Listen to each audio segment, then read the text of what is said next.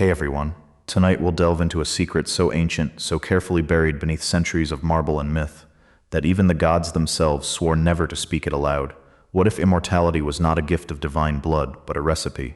A culinary ritual, precise and unforgiving, performed in a kitchen that no mortal eye was ever meant to find. You probably won't want to believe what you are about to hear. So, before the tension gets too high, take a moment to like the episode and subscribe, but only if you genuinely enjoy what I do here. Drop your location and local time in the comments below. Whether you're listening from a quiet room in Hanoi at midnight or a rain-soaked evening in Athens, I want to know where this story finds you. Now close your eyes, imagine the ancient mountains, and let's unravel this epic tale together. It is the last hour before dawn, and you are standing at the edge of a mountain no map has ever named. The air here is not cold, it is old. It presses against your skin with the weight of 10,000 years of accumulated breath, of prayers half spoken, of offerings half burned. Somewhere above you, a bell rings once. Not a temple bell forged by human hands. This sound is deeper, cast from something that has never had a name in any mortal tongue. It rings, and the stone beneath your feet hums in reply. You have been following the smoke for 3 days. Cedar smoke, faintly sweet, carrying underneath it the ghost of something roasted, not meat, not grain, but something in between, something that makes the back of your throat ache with a longing you cannot explain. The oldest Greek mythology records speak of a sacred mountain hearth, a fire that predates Olympus itself, and historians have long debated whether the Homeric references to the gods' feasting hall described a literal place or a purely divine metaphor. Tonight the smoke says it is no metaphor. You reach a gate. Bronze taller than any structure you have seen, its surface carved not with figures of gods but with ingredients, roots, seeds, flames, rivers, and above them all, a single open hand. Beside the gate stands nothing. And yet you feel with absolute certainty that something is watching you decide whether to knock. The bell rings again. Closer now. What force, you wonder, guards a kitchen that the gods themselves refuse to discuss? The bronze gate does not open when you reach forward to touch its cold surface. Instead, it exhales slowly, as if the structure itself has lungs and memory. A deliberate breath escapes through its seams, carrying a scent that feels ancient and unsettling. The fragrance resembles honey, yet it carries a darker undertone that feels almost metallic. There is also a trace of figs, sharpened with iron, and something deeply subterranean beneath everything else. That final scent reminds you of wet stone that has remained untouched for countless centuries. The hinges do not creak or grind like any ordinary mechanism forged by mortals. They hum softly, as though recalling every single moment they have ever been opened before. Beyond the threshold, there is no shining Olympus, like the poets once vividly described. Instead, you see a descending path that leads downward into shadow and uncertainty. You step forward, despite the quiet instinct telling you to turn back immediately. The ground slopes gently downward, paved with carefully fitted stones covered in faint inscriptions. These markings are not prayers or dedications, but something far more precise and unsettling. They are recipes, written in fragments of ancient Greek language tied to ritual practice. You recognize words related to timing, measurements, and celestial movements guiding preparation.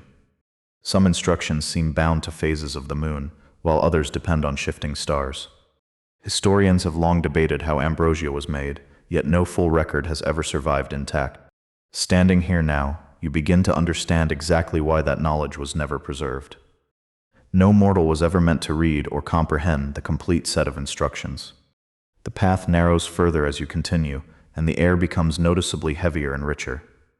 Carved alcoves appear along the stone walls, each containing offerings that have long petrified. Clusters of olives have turned into black crystal formations that reflect dim, unnatural light. Loaves of bread have hardened into marble-like shapes, preserving their final sacred purpose. One alcove contains a bowl of seeds that pulse faintly, as if remembering sunlight from another world. Then you hear something that does not belong in any ordinary place. You do not hear footsteps or voices, but the unmistakable sound of growing roots. Somewhere deeper below, something alive continues to grow in complete darkness. An old Orphic legend surfaces in your mind, whispering about a hidden orchard beyond life. It was said to exist at the boundary between worlds, where Persephone once walked freely. No god harvested from that place without paying a consequence that could not be undone. No mortal who tasted its fruit was ever known to return to the world above again. You reach a bend in the descending path, and the ceiling suddenly opens above you. Before you stretches an impossibly vast orchard illuminated by a source that is not sunlight. The trees bear fruit that glows faintly, resembling embers trapped beneath delicate translucent skin. Standing silently among those trees is a figure who does not turn to acknowledge your presence. Why would the gods choose to harvest immortality from a place that feels so close to death itself? The figure among the trees does not move, yet you feel unmistakably noticed. Her presence presses against your thoughts like a hand resting gently on water. You cannot see her face clearly, yet you understand she has already measured you completely. The orchard breathes in slow, deliberate rhythms, as though it shares a single pulse.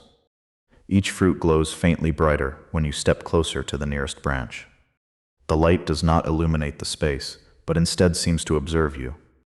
In ancient Greek mythology, there are passing mentions of chthonic groves tied to Persephone's domain. These sacred spaces were believed to nourish both life and death simultaneously without contradiction. Scholars often dismissed them as symbolic metaphors rather than physical locations hidden beneath reality.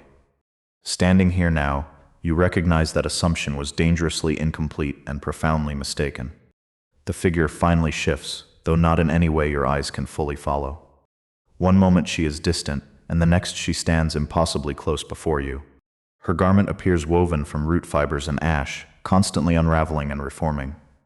Around her wrists coil thin branches that bleed a dark sap resembling thickened wine.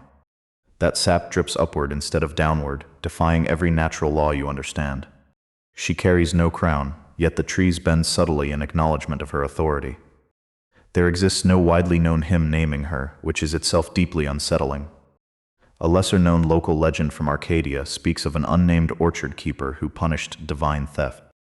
It was said she once marked a god's tongue with bitterness that lasted an entire century. At her feet lies a fallen fruit split cleanly into two perfect halves.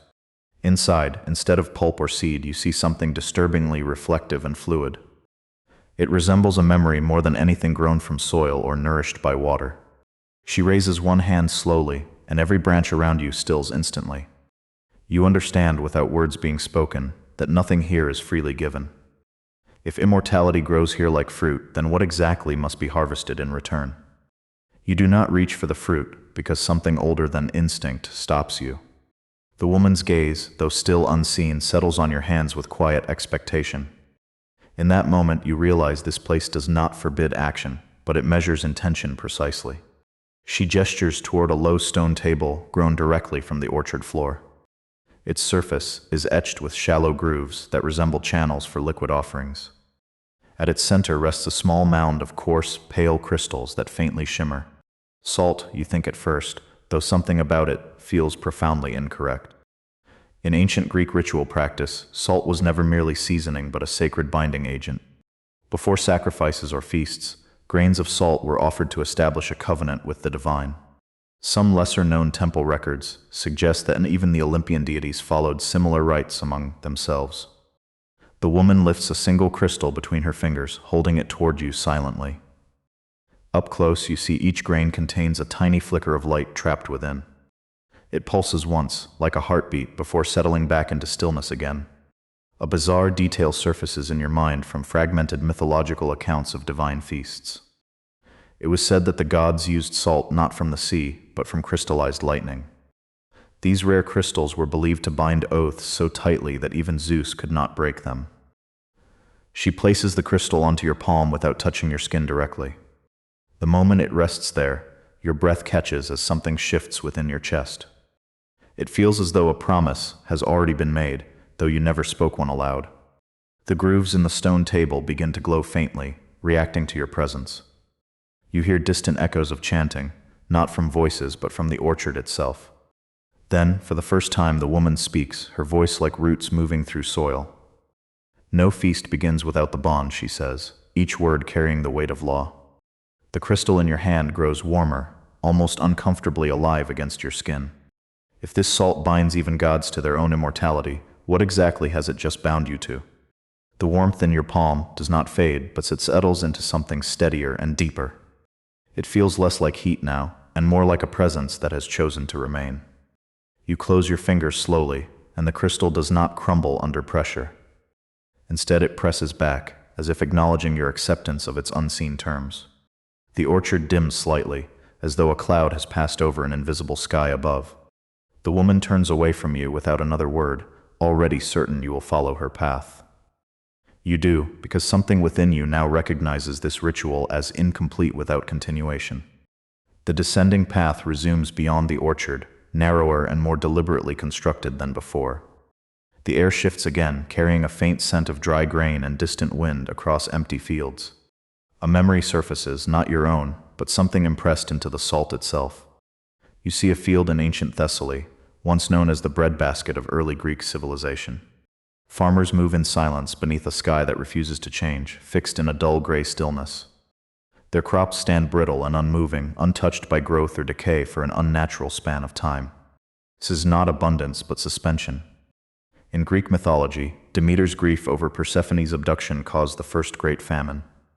During that time, the earth ceased its cycles entirely, denying both mortals and gods their sustenance. Some obscure traditions claim the Olympians themselves felt a weakening during that long season. The vision sharpens, and you see something rarely told in common retellings. A feast is prepared in Olympus, yet one seat remains deliberately empty at the table. No grain is offered, no bread is broken, and no salt is placed at that position. Demeter refused the ritual. Without her participation, the sacred balance of the feast fractures in subtle but undeniable ways. The gods eat, yet their expressions tighten with something dangerously close to unease. You feel it too now, echoing through the crystal in your hand like a warning. If even one god can disrupt the ritual through absence alone, how fragile is immortality itself? The vision does not end cleanly, but fractures like glass under unseen pressure. You feel it splinter through your thoughts, leaving behind echoes that refuse to settle. The salt in your hand pulses once more, as though urging you forward without hesitation. You follow the path as it descends deeper beneath the living roots above. The air grows sharper now, carrying the unmistakable scent of heated metal and ash. It reminds you of a forge, though no ordinary forge could exist in such silence. Soon, you begin to hear it. A steady rhythm of iron striking against something harder than iron itself. Each impact resonates through the stone beneath your feet, precise and controlled. This is not the chaotic noise of labor, but the measured cadence of ritual work. In Greek mythology, Hephaestus was the divine smith who forged weapons, armor, and sacred tools. He was said to work beneath volcanoes, shaping materials that no mortal hand could withstand. Some lesser-known traditions describe a single blade he crafted not for war, but for preparation. You reach a wide chamber carved into black volcanic stone, glowing faintly from within. At its center stands an anvil unlike any you have seen, formed from polished obsidian. The surface reflects not your image, but flickers of moments that do not belong to you. Beside it rests a knife. Its blade is impossibly thin, its edge catching light that has no visible source. The metal appears dark at first glance, but shifts with subtle hues of deep crimson. A bizarre detail emerges from scattered mythic fragments about Hephaestus's creations. This blade was said to remember every substance it had ever cut before. Not just flesh or fruit, but intention, sacrifice, and the cost behind each offering. As you step closer, the knife hums faintly, recognizing something within your presence. You notice faint markings along its length, not decorative, but cumulative and precise. Each line marks a prior use, a prior division between what was offered and what remained. The woman's voice reaches you again, though she is nowhere in sight now. Nothing is prepared without being divided first. The blade shifts slightly on the anvil, though no hand has touched it. If this knife remembers every sacrifice ever made, what might it demand from you before allowing the next cut? You do not touch the blade, yet it acknowledges you with a subtle vibration. The obsidian surface beneath it ripples faintly, as though reacting to your hesitation. The rhythm of hammering fades, replaced by a softer, more fluid sound nearby. It is not metal now, but liquid being poured with deliberate, careful precision. You follow the sound through a narrow passage, where the air grows unexpectedly cool. The scent changes again, shifting from ash and iron into something sweet and fermented. It carries the unmistakable depth of time, like fruit left to transform beyond its origin. The passage opens into a chamber filled with suspended vessels of varying sizes. Each one hangs from thin chains, gently swaying though there is no visible wind. Inside them, a luminous liquid moves slowly, glowing with soft golden light. Nectar, you realize, though not in any form you have ever imagined before. In Greek mythology, nectar was often described simply as the drink of the gods. However, certain ancient accounts suggest it was not static, but constantly changing in nature. Some philosophers even speculated that nectar was alive, evolving with celestial influence. You step closer to one vessel, drawn by the slow spiral movement within. The liquid forms patterns that resemble constellations shifting across a night sky. Each motion aligns with something beyond this chamber, something vast and distant. A bizarre detail emerges from obscure temple fragments tied to early star cults. Nectar was believed to ferment only when specific stars aligned in precise configurations. If the alignment failed, the liquid would sour instantly, becoming unusable even for gods. A low hum fills the chamber, resonating through the vessels like a shared heartbeat. You notice faint inscriptions etched into each container, marking cycles and celestial events. The woman's voice returns once more, softer now, yet carrying undeniable authority. Time is the first ingredient that cannot be replaced. One vessel near you flickers suddenly, its glow dimming as if something has shifted above. If nectar depends on the stars themselves, what happens when the heavens no longer follow their expected paths? The dimming vessel does not go dark completely, but falters like a failing pulse. You step closer, feeling the air tighten as though the chamber itself is holding breath. The golden liquid inside begins to separate, its smooth motion breaking into uneven currents. Something in the process has gone wrong, and the system recognizes the disruption instantly.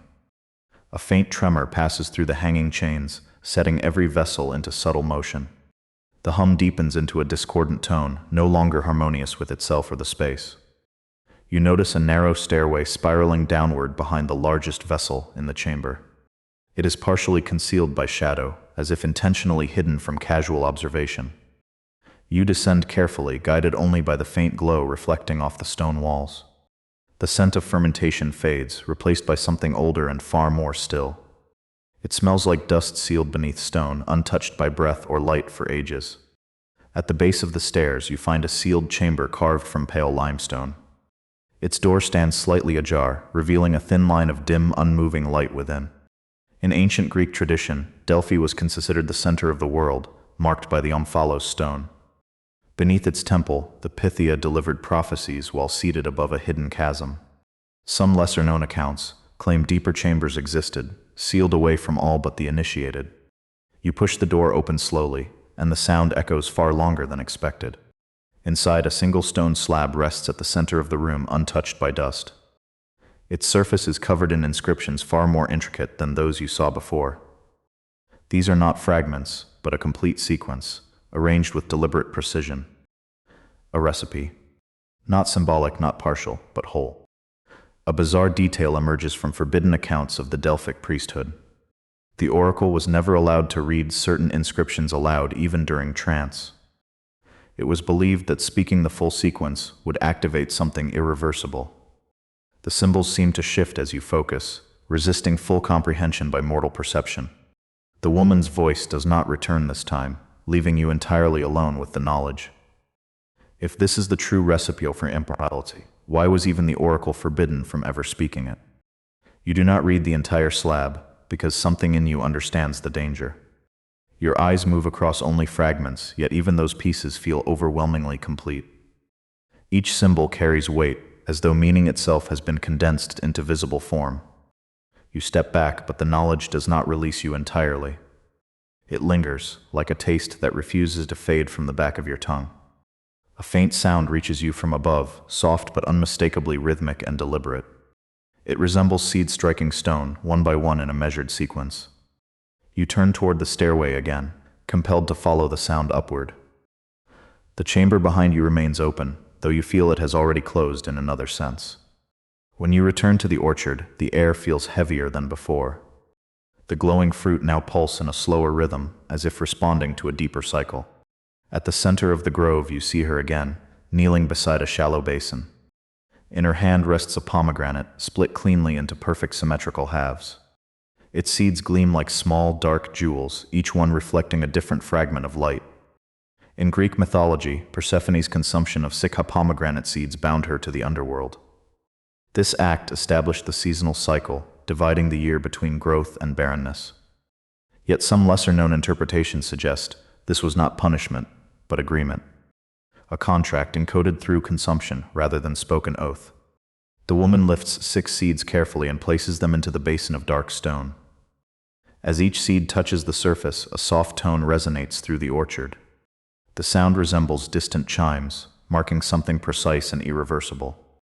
A bizarre detail emerges from obscure ritual traditions tied to chthonic deities. Certain offerings were counted not by number, but by the balance they created. 6 was considered a number of division, binding 2 worlds into one shared rhythm. The basin fills slowly with a dark liquid drawn seemingly from the seeds themselves. The woman finally looks toward you, her expression unreadable, yet deeply intentional. Every cycle requires a boundary, she says, her voice steady and unyielding. The seeds dissolve completely, leaving no trace of their original form behind. If the seasons themselves are maintained by a ritual of consumption, what happens when that balance is broken? The basin stills, and the dark liquid settles into a surface without reflection. You lean slightly closer, expecting to see your face, but nothing appears in return. It is not emptiness, but a refusal, as though the liquid denies your existence entirely. The woman rises slowly, and the orchard responds by dimming around her presence. Branches draw inward, and the faint glow of fruit softens into something more watchful. A sudden movement breaks the stillness behind you, light and almost playful in nature. You turn just in time to see a figure slip between the trees with impossible ease. He appears casually, leaning against a trunk that was empty just moments ago. Winged sandals catch a flicker of orchard light, confirming what you already suspect. Hermes, the trickster, the messenger, and the one who crosses every boundary uninvited. In Greek mythology, Hermes was known not only for speed but for clever deception. He once stole Apollo's cattle as an infant, inventing the lyre to escape punishment. Yet some lesser tales suggest his pranks extended even into the rituals of the gods. He holds something between his fingers, a small leaf that looks entirely unremarkable. Its edges curl slightly, and its color lacks the subtle glow shared by the orchard fruit. Close enough, he says lightly, examining it with exaggerated thoughtfulness. A bizarre detail surfaces from fragmented accounts of divine feasts and rare disruptions. Hermes once replaced a sacred ingredient with a mortal herb purely out of curiosity. The result was not immediate disaster but a slow unraveling of divine stability. 3 gods reportedly lost their immortality for the duration of a full lunar cycle. Hermes flicks the leaf into the basin before you can react or speak. The liquid rippled sharply, breaking its unnatural stillness for the first time. The woman's expression hardens, and the orchard tightens as though bracing for impact. The basin emits a low, fractured tone that does not belong to any known harmony. If a single substitution can disrupt the balance of gods, what chain of consequences has just been set in motion? The ripple does not fade, but multiplies into overlapping distortions across the basin. Each wave moves against the others, creating patterns that should not coexist in one space. The dark liquid begins to emit a faint vapor, carrying a scent both sweet and sharply bitter. Hermes steps back, no longer amused, his expression shifting into something cautiously observant. Even he, it seems, did not expect the reaction to escalate this quickly. The orchard responds in silence, every branch drawn inward as though retreating from contamination. Then beneath your feet, you feel it. A warmth rising, not from above but from far below the stone and root. It pulses steadily, like a second heartbeat emerging beneath the world you stand upon. The ground trembles once, then stills, as if something has awakened but not yet moved. In Greek mythology, Hestia was the goddess of the hearth, rarely central yet always essential. Her flame was said to burn continuously in every sacred home and temple across the land. Unlike other Olympians, she did not seek power, but maintained the balance that allowed others to exist. Some lesser-known traditions claim her fire extended far beyond mortal hearths. They suggest a singular, eternal flame existed beneath Olympus itself, feeding every divine ritual. A narrow fissure opens near the basin, revealing a glow that is soft but impossibly deep. It is not bright, yet it commands attention more than any flame you have ever seen. The scent changes again, now carrying traces of ash, cedar, and something profoundly ancient. A bizarre detail emerges from obscure accounts of sacred fire rites in early Greece. Hestia's flame was never allowed to go out, not even once, under any circumstance. If extinguished, it was believed the order of both mortal and divine worlds would collapse. The vapor from the basin drifts downward, drawn toward the opening in the stone. The woman steps back for the first time, creating space between herself and the disturbance. Hermes says nothing now, his silence far more unsettling than his earlier mischief.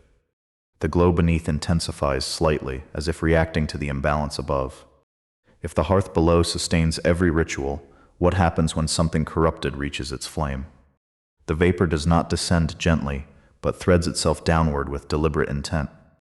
It moves like a living thing, drawn toward the fissure as though answering a call. You watch as it slips into the glow below, and the flame reacts immediately. It flickers once, sharply, then steadies into a deeper, more concentrated burn. The warmth intensifies, spreading outward through the stone beneath your feet. It is not destructive heat, but something corrective, as if the flame is examining the intrusion. Hermes exhales quietly, tension visible now in the stillness of his posture. This was not how it happened before, he says, more to himself than to you. The orchard does not respond to his words, but it listens. A distant echo rises, not from below, but from memory itself, carried through the salt in your palm. You see a great hall of polished stone, lined with columns that seem to breathe slowly. At its center stands a table prepared with impossible precision, every element placed with intent. This is Olympus, but not as poets ever described it. In Greek mythology, Tantalus was a king favored by the gods, invited to dine among them. Yet he betrayed that trust, attempting to steal divine secrets and test their omniscience. His punishment became legendary, though the details of his crime were never fully preserved. The vision sharpens, revealing something far more disturbing than the common tale suggests. Tantalus does not simply steal ambrosia, but studies its preparation with obsessive focus. He watches the sequence, memorizing the order, the ingredients, and the timing. Then he recreates it. A bizarre detail emerges from fragmented retellings buried in lesser-known traditions. Tantalus attempted to replicate the divine feast using mortal substitutes and approximations. He believed the ritual could be reverse-engineered if performed with enough precision. You see his table now, laid out for mortal kings who wait with eager anticipation. The food looks nearly identical, yet something subtle feels deeply incorrect. The first bite is taken, and for a moment nothing happens at all. Then the silence changes. Back in the orchard, the flame below pulses again, stronger this time, responding to something remembered. If Tantalus came so close to recreating immortality, what exactly did he get wrong? The silence after the first bite does not break, but stretches unnaturally long. You feel it press against your ears, as though sound itself has been withheld. The kings at Tantalus's table exchange glances, uncertain whether to speak or remain still. Then one of them reaches for another portion, compelled by something beyond hunger. The vision fractures before you see the outcome, as though the memory refuses completion. It pulls away sharply, leaving behind only the lingering sense of a mistake made too late. The warmth beneath your feet stabilizes, but does not fully return to its previous balance. The flame continues to burn, yet something within it now feels watchful and alert. You step back from the fissure, sensing that your presence is being measured again. A new sound emerges from behind you, steady and unmistakably solid against stone. It is not subtle like roots or fluid like nectar, but firm, deliberate, and unyielding. You turn to face a structure that was not there before. A doorway stands at the edge of the orchard, framed in bronze darker than the gate above. Its surface is etched with symbols of thresholds, feet, keys, scales, and closed eyes. Standing before it is a figure clad in armor that reflects no light at all. The metal appears aged, yet untouched by time, absorbing rather than casting any glow. In Greek mythology, thresholds were often guarded by lesser-known deities or spirits of passage. These guardians ensured that no being crossed between realms without proper recognition or cost. Some ancient traditions describe them as impartial, bound not to gods, but to law itself. The figure does not raise a weapon, yet its presence is more absolute than any threat. A bizarre detail surfaces from obscure temple inscriptions related to sacred entrances. Certain guardians were said to test not strength or identity, but the weight of one's intentions. If found lacking, even a god could be denied passage without explanation or appeal. The figure tilts its head slightly, as though listening to something within you. Hermes remains silent now, choosing not to interfere with what stands before the threshold. The bronze door does not open, but you sense that it could under the right conditions. If even Ares was once turned away from such a gate, what will this guardian see when it looks at you? Section 14. The guardian does not speak, yet the space around you begins to respond. The orchard stills completely, as though every root and branch awaits a decision. Even the faint glow of fruit dims, giving full attention to this moment. You feel the salt in your hand pulse again, stronger than before. It is no longer simply warm but insistent, as if urging you forward. You take a step toward the bronze threshold, and the ground answers beneath you.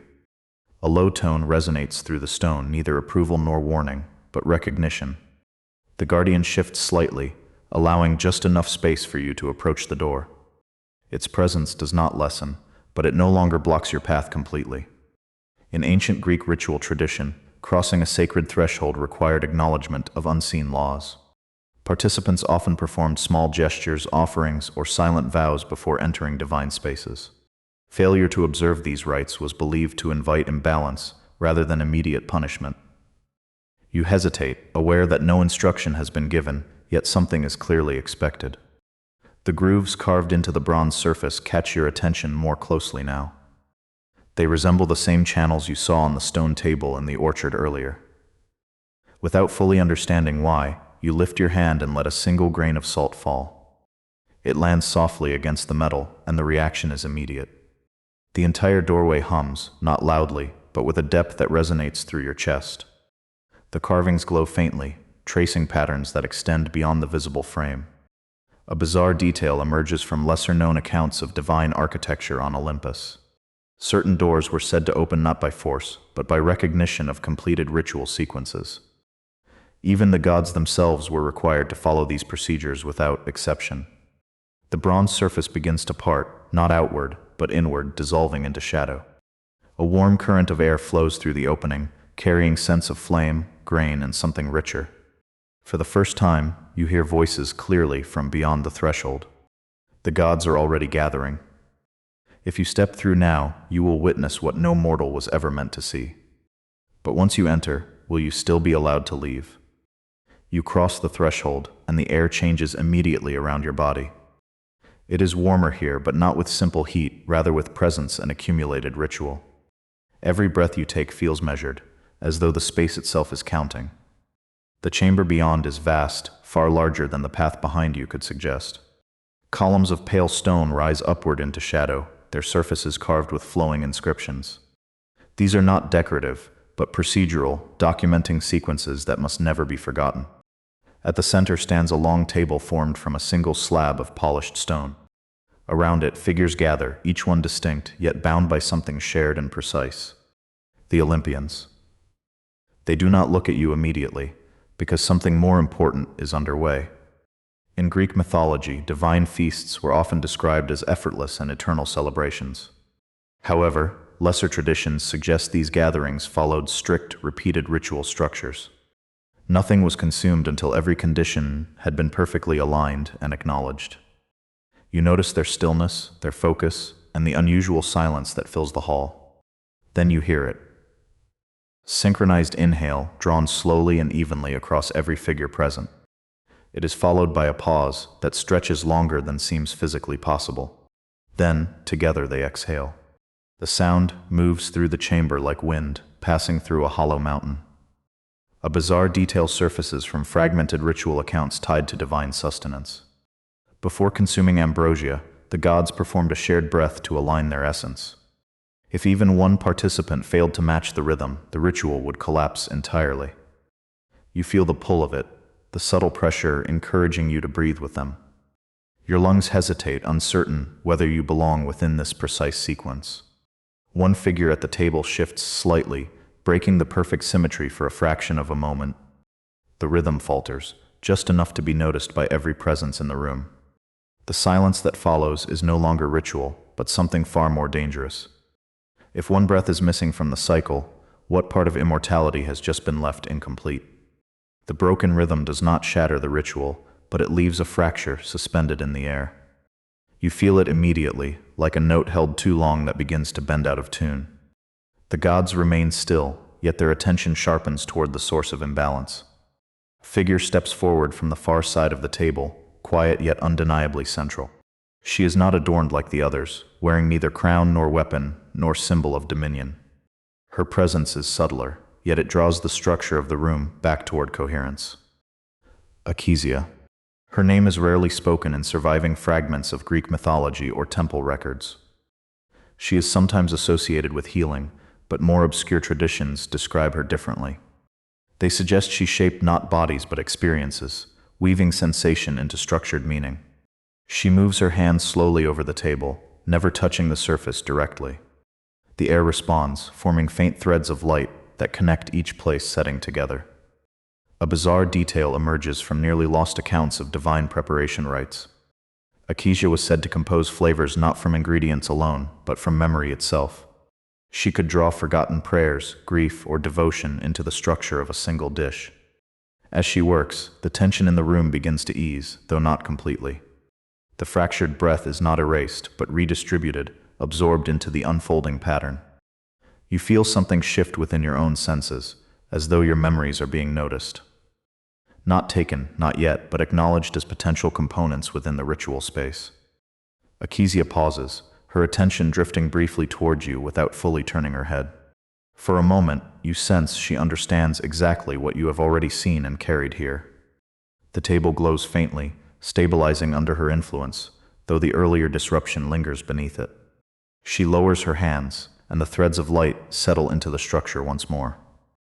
If flavor itself can be woven from memory and sacrifice, what part of you has already been prepared without your consent? The table settles, but the air does not fully release its tension. You feel it lingering beneath everything, like a current running below calm water. Hestia steps back into stillness, her role complete for now, yet not concluded. The gods begin to move again, though carefully, as if recalibrating their positions. No one speaks directly, yet meaning passes between them in silent understanding. Then, unexpectedly, that attention turns toward you. It does not arrive all at once, but gathers gradually from every direction. You feel seen, not as a person, but as a presence within the structure of the ritual. Hermes watches from a distance, no longer interfering, but clearly interested in what follows. A figure near the center of the table gestures subtly, and space opens before you. It is not an invitation in the human sense, but an allowance within defined limits. In Greek mythology, mortals were rarely permitted to partake in divine consumption. Those who did were often altered permanently, unable to return to ordinary existence. Some accounts suggest the act itself created a binding contract beyond conscious consent. A small portion is placed before you, simple in appearance, yet impossibly precise in form. It does not resemble fruit, bread, or any known substance you can name. Its surface shifts faintly, as though responding to your presence alone. A bizarre detail emerges from obscure traditions regarding Ambrosia's interaction with mortals. It was believed that each individual experienced it differently, shaped by their inner state. No two beings ever tasted the same thing, even when consuming from the same source. A voice speaks, though you cannot identify which god has chosen to deliver it. You may take one taste. The words are calm, yet absolute in their boundaries. You hesitate, aware that nothing here exists without consequence or hidden exchange. The offering does not change, but waits with patient certainty. Only after a long moment does the voice continue, quieter now. The price will follow.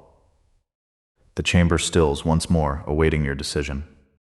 If the cost is revealed only after acceptance, what part of yourself are you about to lose without ever choosing it directly? You reach forward before certainty can fully form within your thoughts. Your fingers do not tremble, though something deeper in you clearly understands the risk. The substance yields slightly as you lift it, neither solid nor liquid, but something between states. It carries no scent at first, only a quiet absence that draws your focus inward. You place it on your tongue, and the world changes without any visible motion. The taste does not arrive immediately, but unfolds in layers that feel impossibly vast. You sense warmth, then cold, then something like sunlight filtered through distant memory. It is not flavor as you know it, but experience unfolding across every sense at once. You taste childhood moments that may not even belong to you. You hear voices, laughter, grief, and distant echoes of prayers spoken across centuries. The sensation expands, threading through your thoughts like a tapestry, being woven in real time. In Greek mythology, Ambrosia was said to grant immortality, preserving divine essence indefinitely. Yet lesser-known interpretations suggest it did not grant life, but rather stabilized identity itself. It bound the self into a fixed continuity that could not decay or fragment over time. A bizarre detail emerges from obscure philosophical traditions tied to divine consumption. Some believe that ambrosia did not nourish the body, but replaced parts of the mind. Each taste altered memory, reinforcing certain aspects while dissolving others completely. The first loss is subtle, almost gentle in its arrival. A name slips away from you, someone important, though you cannot recall who. You try to hold on to it, but it dissolves like mist under rising sunlight. Then another follows. Faces blur, voices fade, connections loosen as if untied one thread at a time. You do not feel pain, only a quiet absence expanding where something once existed. Around you the gods remain still, observing without interference or visible reaction. The taste lingers, still unfolding, still rewriting something fundamental within your awareness. If immortality requires the replacement of memory itself, how much of you will remain when the process is complete? The forgetting does not rush, but continues with patient, deliberate precision. You feel it moving through your mind like a tide that cannot be resisted. Each memory loosens, then dissolves, leaving no trace of what it once contained. You try to anchor yourself, but the concept of what you are anchoring begins to blur. The chamber around you sharpens instead, as if compensating for what you are losing within. The carved columns, the table, the figures of the gods all become more defined. It is as though your internal world is being exchanged for external clarity. In Greek mythology, mortals who encountered divine presence often lost something intangible afterward. Some forgot their journeys entirely, while others returned unable to describe what they had seen. These losses were rarely described as punishments, but as necessary adjustments. A shift occurs among the Olympians, subtle at first, then impossible to ignore.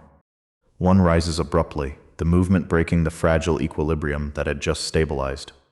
Another follows, then another, their attention no longer unified in quiet observation. The hall fractures into tension. A bizarre detail emerges from scattered accounts of divine disputes, rarely included in popular retellings. The gods were not always aligned, especially when established laws were unexpectedly challenged. Certain actions forced them into positions where precedent mattered more than power itself. He was not initiated, one voice states, controlled but edged with concern. The ritual has been breached, another responds, colder, more absolute in tone. Yet a third voice counters, quieter but no less firm in its reasoning. He was permitted. The words hang in the air, unresolved, pulling the gathering into division. Hermes watches closely, no longer amused, but deeply attentive to the unfolding conflict. You remain where you are, though your sense of self continues to thin and shift. The taste still lingers, still working, still altering something essential beyond your control. If the gods themselves cannot agree on what should happen to you, which law will ultimately decide your fate?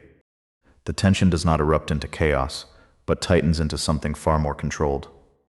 Each god holds their position, yet the space between them becomes charged and deliberate. You feel the imbalance spreading, not violently but structurally, like a flaw in foundation. Then, without announcement, a new warmth enters the center of the chamber. It is softer than the forge, quieter than the orchard, yet more stable than both. The light does not flare or pulse, but settles gently across the table and floor. Hestia has stepped forward.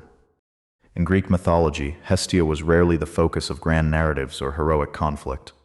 She governed the hearth, the quiet center of home, ritual, and continuity. While others sought dominance or recognition, she maintained what allowed everything else to function. The room responds immediately, though no one acknowledges her arrival directly. The tension does not vanish, but it ceases to escalate any further. A bizarre detail emerges from lesser-known traditions surrounding her sacred role. Hestia was the only Olympian who could restore balance without invoking authority or force. Her presence alone re-established alignment, provided the underlying structure still remained intact. She moves toward the table, placing her hand just above its surface without touching it. The faint glow returns, steadier now, as though guided back into coherence. You feel the change within yourself as well, though the forgetting does not stop entirely. It slows, becoming more measured, less like loss and more like careful selection. Hestia's gaze shifts briefly toward you, calm, unwavering, and impossible to fully interpret. Then she does something unexpected. She closes her eyes, and for a single moment the warmth in the room diminishes. Not gone, but reduced, as though she has given up a portion of her own flame. The structure stabilizes fully, the tension resolving into a new, fragile equilibrium. The other gods fall silent, their disagreement temporarily suspended. If Hestia has sacrificed part of her own essence to preserve the ritual, what consequence will emerge when the hearth itself is no longer whole? The warmth returns, but it is no longer identical to what it was before.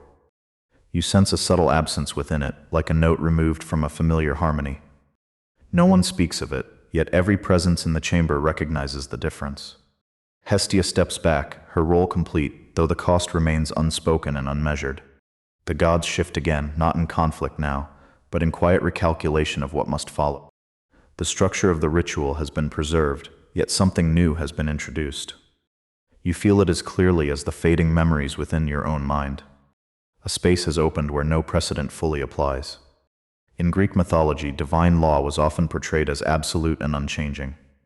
However, lesser traditions suggest there were rare moments when new conditions forced reinterpretation. These moments were not governed by power, but by deeper rules that even gods could not ignore. One figure steps forward, older in presence than in appearance, carrying quiet authority. There is a clause, the voice states, neither loud nor uncertain. The words settle heavily into the chamber, drawing full attention once more. A bizarre detail emerges from obscure fragments of sacred contracts tied to divine rituals. Some agreements included conditions that only activated under extremely rare circumstances. These clauses were not written, but embedded into the structure of the ritual itself. If a mortal consumes and remains, the voice continues, measured and exact, then a truth must be given. The statement does not invite debate, because it is not a proposal. It is recognition. You feel the weight of it settle over you, even as your sense of self continues to shift. The remaining fragments of your memory grow quieter, making space for something else. The chamber dims slightly, as though preparing for something that cannot be undone. Hermes watches closely, no longer playful, but fully aware of the significance unfolding. The gods do not resist the clause because they cannot. Their silence is not agreement, but obligation. If a single truth must now be given to you, what kind of knowledge could possibly justify the cost already taken from your life? The chamber darkens, not into shadow, but into something more focused and contained. The light that remains gathers at the center of the table, forming a single point. You feel drawn toward it, though your sense of self is now thin and quiet. What remains of you is enough to witness, even if it is no longer enough to resist. The gods do not move, yet their attention converges into that same central point. This is not a revelation meant for many, but one that must still be shared. The voice that speaks now is not singular, but layered across multiple presences. The ritual was not created by us. The words settle with weight that feels older than the chamber itself. In Greek mythology, the Olympians were often portrayed as the origin of divine order. They shaped laws, governed forces, and defined the structure of both mortal and immortal existence. Yet certain ancient mysteries hinted at powers that predated even their authority. You feel something shift as the truth continues, unfolding without hesitation. We inherited it. The point of light expands slightly, revealing faint patterns that resemble the inscriptions below Delphi. A bizarre detail emerges from obscure philosophical traditions tied to pre-Olympian cosmology. Some believed that even chaos was not the absolute beginning, but a transition from something earlier. These ideas were rarely preserved, often dismissed or deliberately erased from common understanding. The patterns begin to move, forming sequences that feel disturbingly familiar to what you saw before. The orchard, the salt, the flame, the breath, the voice continues steadily. These are not inventions, but obligations. You feel the implication before it is fully spoken, settling into what remains of your awareness. They sustain something beyond us. The chamber holds still, as though even the space itself is listening carefully. The light flickers once, revealing a shape that cannot be fully understood or defined. It is vast, distant, and unmistakably present at the edge of everything you have seen. If the gods themselves are maintaining a ritual they did not create, What exactly are they feeding, and why has it been left waiting? The light does not expand further, yet the sense of scale continues to grow. You feel it pressing against your awareness, not physically, but conceptually overwhelming. What you are being shown cannot fit within ordinary perception or retained understanding. Still, it continues. The patterns shift again, no longer resembling inscriptions or ritual sequences you recognize. They become something more fluid, more primal, like movement without structure or boundary. You understand without needing explanation that this is not a god. In Greek mythology, even chaos was described as a kind of origin, a yawning void of potential. Yet what you sense now is not empty, nor passive, nor waiting to become something else. It is active, aware in a way that does not resemble thought, but something more fundamental. A presence defined by hunger. Not hunger as mortals experience it, but something far more encompassing and constant. It does not consume out of need, but out of continuation, as if feeding is its nature. A bizarre detail emerges from nearly forgotten fragments of pre-Olympian speculation. Some early traditions described existence itself as sustained by cycles of offering and appeasement. Without these cycles, reality would not collapse immediately, but begin to thin and distort. You feel that thinning now faintly at the edges of the chamber. The ritual feeds it, the voice continues, steady despite the magnitude of the revelation. The balance holds it. The orchard, the salt, the breath, the flame, all align in your understanding at once. Each element is not symbolic, but functional within a system far older than Olympus. It has not been fed fully, the voice adds, quieter now. The statement carries more weight than anything spoken before it. You sense the implication immediately, even as your remaining identity continues to shift. Something has been missed, interrupted, or neglected within the cycle. The presence at the edge does not move closer, but it becomes more noticeable. If the ritual is failing, even slightly, how long before that hunger turns its attention toward what remains? The presence does not advance, yet everything in the chamber adjusts around it. You feel the ritual tightening, as though every element is compensating for a missing portion.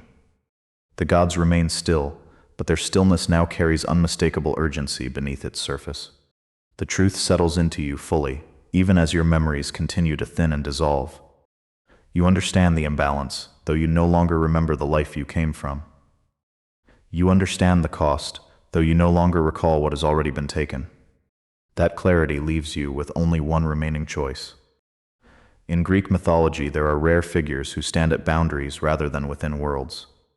These threshold figures do not belong entirely to mortals or gods, but maintain the passage itself. They are not always chosen, but once placed, they cannot easily abandon their role. The bronze doorway behind you remains open, though its edges now seem less defined. Beyond it lies the path you followed, leading back toward a world you barely remember. Before you stands the chamber, the table, the ritual that sustains something far greater. A bizarre detail emerges from obscure traditions regarding guardians of sacred processes. Some were once mortal, transformed not through power, but through irreversible knowledge. Their purpose was not to rule or act, but to ensure continuity at any necessary cost. Hermes watches you carefully, though he does not speak or interfere with your decision. Hestia remains still, her diminished warmth steady but no longer complete. The unseen presence beyond the ritual does not demand, yet its absence of demand is heavier than command. You feel the salt in your hand dissolve completely, its purpose now fulfilled. If you leave, the imbalance may continue, growing slowly beyond the god's ability to contain it. If you remain, you will become part of the structure that holds it in place. You take a step, not guided by memory, but by what remains of understanding. If you no longer belong to the life you lost, where does your path truly lead now? You do not hesitate, because hesitation belongs to a life you no longer remember. The open doorway behind you feels distant now, like something imagined rather than real. What remains before you is clearer, anchored by structure, ritual, and necessary continuation. You step away from the exit and toward the threshold within the chamber itself. The movement is small, yet every presence in the room registers it immediately. The gods do not react outwardly, but something in the atmosphere settles into place. Not relief, but alignment. In Greek mythology, those who crossed into divine function often ceased to exist as individuals. They became roles, bound to purpose rather than identity, sustaining forces beyond comprehension. Some were remembered only through fragments, their names lost, but their function preserved. The bronze doorway behind you begins to close, not with sound, but with absence. The path you followed dissolves into shadow, no longer accessible or defined. A bizarre detail emerges from obscure traditions regarding sacred transitions of mortal to function. It was said that memory was not erased as punishment, but redistributed into the system itself. What you once were does not vanish, but becomes part of what is maintained. You feel that process now, not as loss, but as diffusion into something wider. The chamber stabilizes fully, the earlier fracture now sealed within a new configuration. The hearth's warmth adjusts, subtly strengthened by your presence within the structure. The orchard, the flame, the breath, the table, all resume their precise alignment. Beyond it all, the distant presence recedes slightly, not gone, but no longer pressing forward. The ritual continues. Hermes lowers his gaze, no longer watching you as an outsider, but acknowledging a completed shift. Hestia remains still, her quiet sacrifice now held within a system that continues to endure. The feast will happen again and again and again without end. And somewhere far below the awareness of mortals, you now stand at the threshold, unseen and unnamed. If the smoke ever reaches the world again, will anyone recognize what it truly means? The mountain does not remember you, not in any way that can be spoken. Its slopes remain quiet, its paths unmarked, its presence folded gently into the horizon. Far below, in places where people still gather and share simple meals, something lingers. A faint instinct, barely noticeable, that certain rituals should not be skipped or forgotten. A pinch of salt before eating, a moment of silence before the first bite. These gestures persist, passed down without clear origin, yet rarely abandoned entirely. In ancient Greece, households once honored Hestia before any meal was shared together. Though the names have faded and the meanings have softened, the structure remains quietly intact. The fire, the offering, the breath. Sometimes, late at night, when the air is still and the world feels briefly suspended, there is a scent that drifts where no fire is visible. Cedar, faint and warm, touched with something deeper and harder to define. Most dismiss it quickly, attributing it to memory or imagination or distant smoke. But not all. Some pause just for a moment longer than necessary, as though something ancient has brushed gently against their awareness. The ritual continues, far beyond sight, far beyond language, held together by forces that no longer require recognition to endure. And at the edge of that quiet system, where thresholds are neither open nor closed, something stands watch, steady and unseen, not as a god and not as what it once was, but as part of the balance that keeps everything from slipping too far in either direction. The smoke rises when it must and fades when it should, and the feast, as it always has, never truly ends.